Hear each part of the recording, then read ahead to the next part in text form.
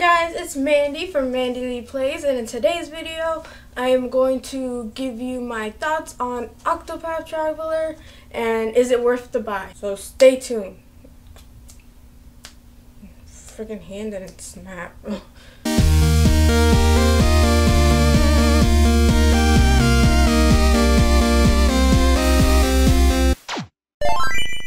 So Octopath Traveler is a game that I did not expect to want in the first place.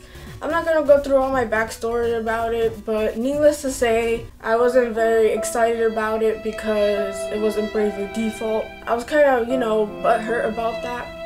But that all changed when I played the demo and I fell in love, and now I've put over 100 hours into this game, and then I could finally tell you guys, is it worth it? And before you're gonna say, of course it's worth it, you love the game. To that I say, hear my thoughts out first to see if you like the game. And for this video, I'm going to do a spoiler-free, shortened synopsis of the game. But in the future, I do want to do multiple videos on this game with spoilers because, oh man, I need to talk to somebody about this. Okay, so now I am going to give you a general synopsis of the story or stories. So pretty much you play as 8 characters. You have Ophelia the cleric, Theron the thief, Primrose the dancer, Cyrus the scholar, Alfred the apothecary, the nurse, and Ulfrid the warrior, Tressa the merchant, Hinot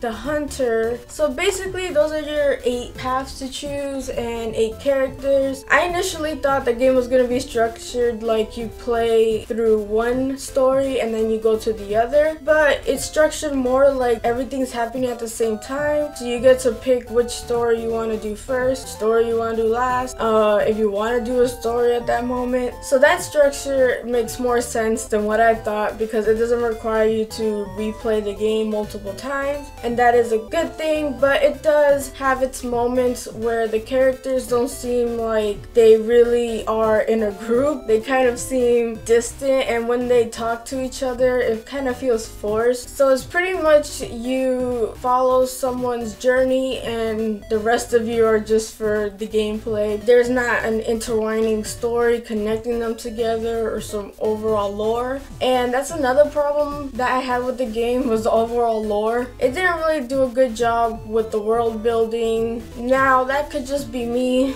I'm kind of a story buff person, and I get what they were doing. They weren't really focusing on the world building, more of the characters, and that they did well. And I think that is what really is great about the game. The characters are awesome. I love all 8 of them. So the person you pick in the beginning carries you to collect all the 8 other characters. But other than that, I didn't really see a necessity to have the main character you picked locked. Doesn't really serve a purpose. And now I'm going to talk about the gameplay because holy moly, it is addictive and it is just overall fun.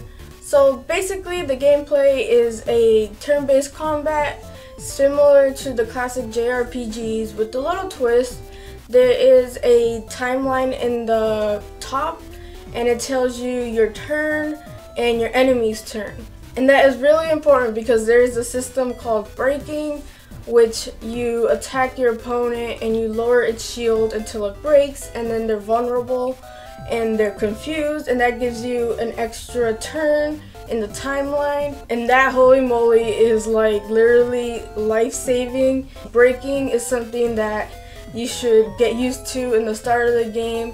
So it's really important, I'm not going to stress this enough, that breaking is essential to really beating your opponent. And it's pretty straightforward at first, but as you advance on, it gets, complicated. And there is the introduction of secondary jobs, which spice things up. So the game is not necessarily on the easy side, but it's not really difficult as well. As soon as you get your footing and you get what works for you, it is fairly easy from there.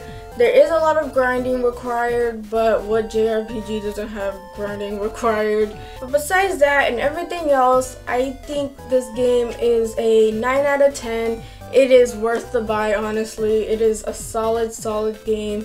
and I love it so much. It's really got me back into the JRPG scene, which I haven't been since like Persona 5. So I'm really glad I picked this up, and I highly recommend it. The story does suffer a little because of its unique nature, and guys, the soundtrack is just oh my god, it is beautiful. I mean, I expected that from Square Enix, but holy cow, did they go above and beyond with the music in this game. So all in all, the game is worth your buy, and I'm going to do more videos in the future going into depth into each character because there's a lot I have to say. So that's the end of my video. If you like this video, please give me a like, and if you like content like this and wish to support my channel, please consider subscribing. Leave your thoughts and comments down below. I love hearing from you guys. You can follow me on Twitter at MandyleePlays. I hope you guys have an awesome day, and